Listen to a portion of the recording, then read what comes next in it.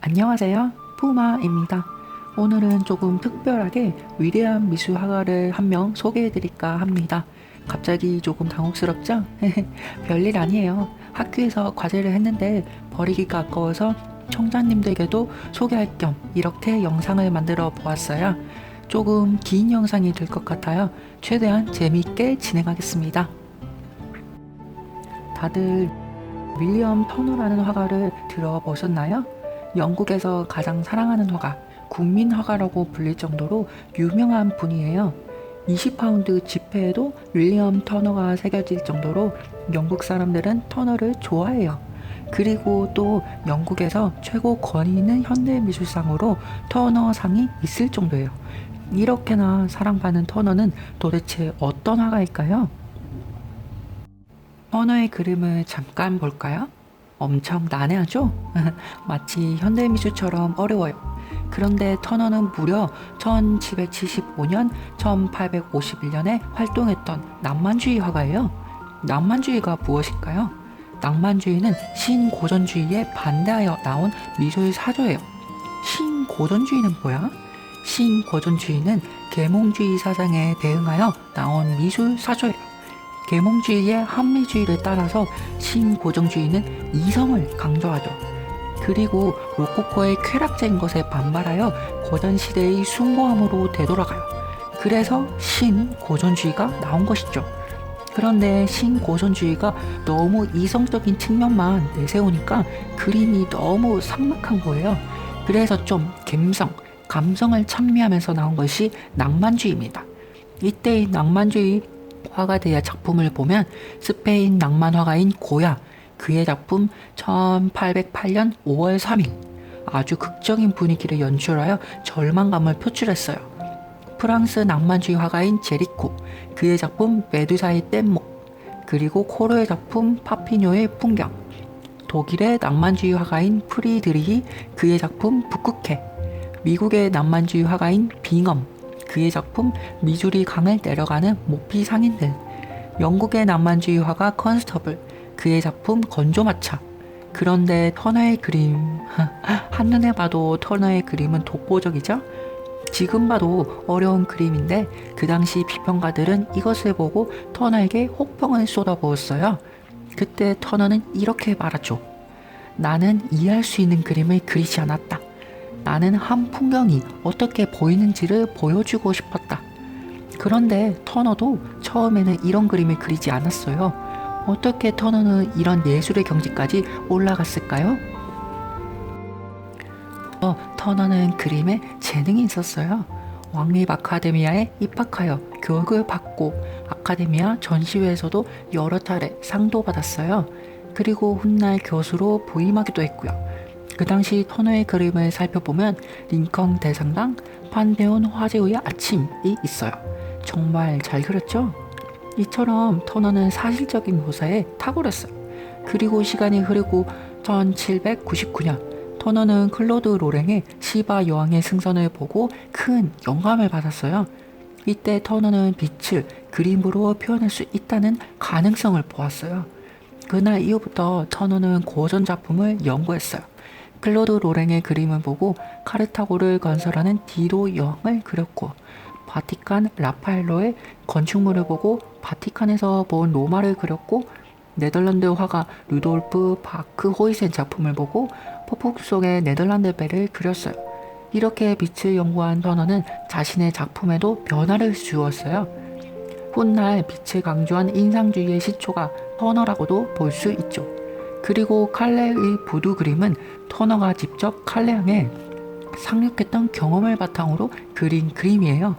이때 터너는 자연을 단순히 재현하는 것에 그치는 것이 아니라 자신이 경험했던 것을 관람자도 느낄 수 있는 그림을 그리고자 했어요. 그래서 정지된 그림에 동적인 움직임을 넣으려고 했죠. 이 그림은 앞서 말한 동적인 움직임을 넣은 터너의 그림이에요.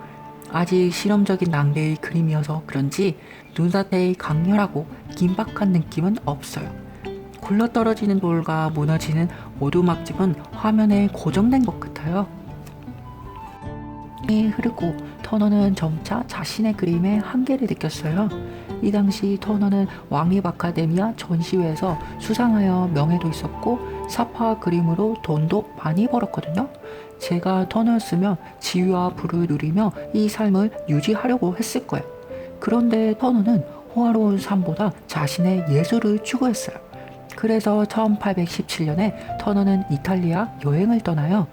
이때 터너가 여행 중에 그린 그림들을 보면 점차 정통적인 회화 방식에서 벗어나고 있음을 보이고 있어요.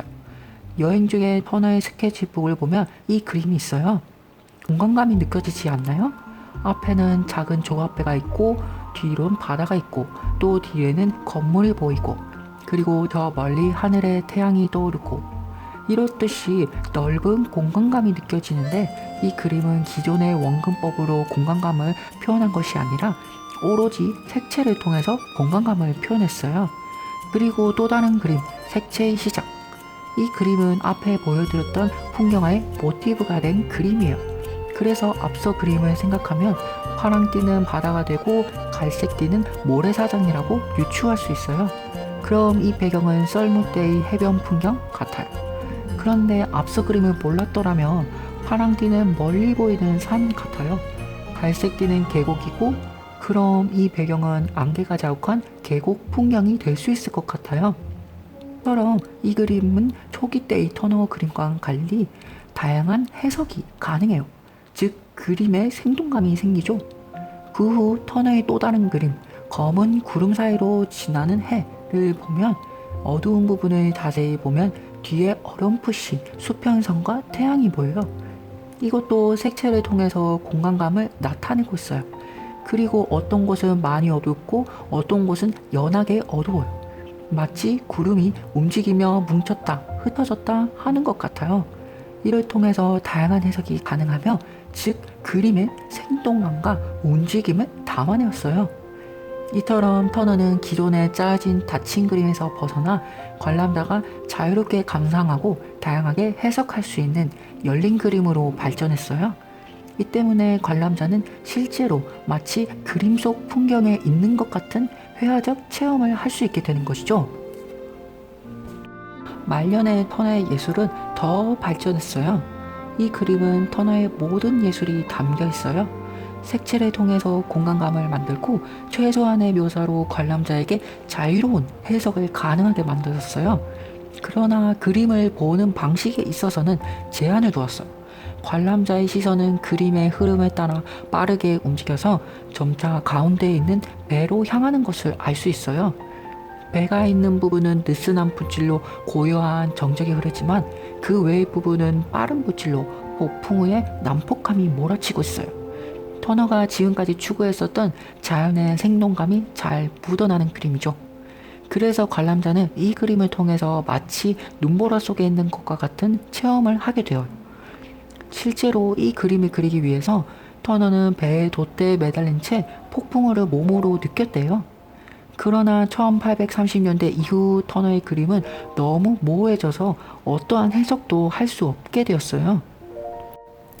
대표적인 작품으로 두 개를 알려드릴게요.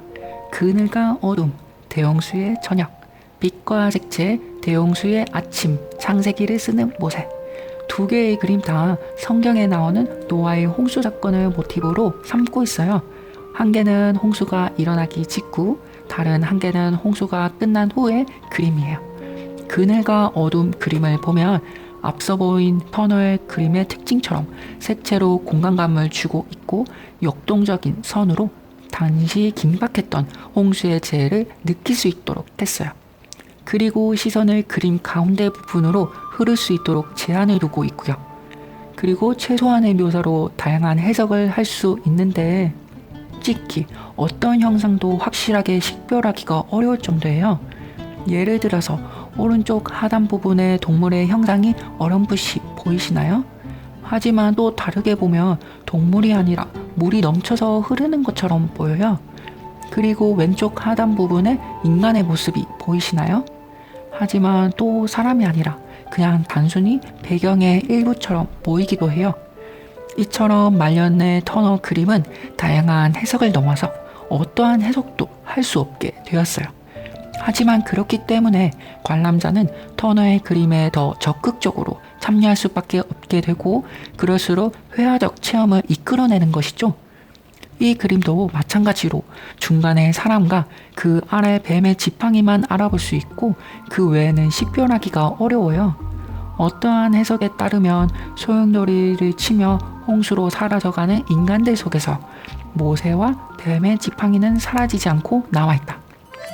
이는 곧 세상이 아무리 바뀌고 변화되어도 하나님의 말씀과 능력은 영원하다는 것을 터너가 표현했다고 해요. 사실 이것도 앞서 말했다시피 다양한 해석 가운데 하나예요.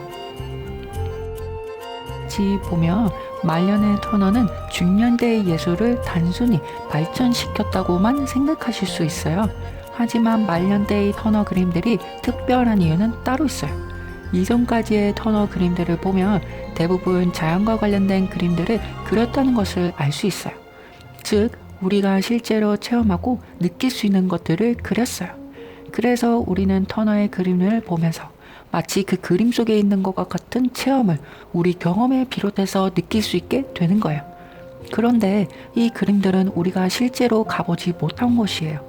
온 세상을 물로 뒤덮을 정도로 큰 홍수를 겪어보지 않았고 이 그림 속의 환상적인 공간은 더더욱 겪어보지 않았던 곳이에요.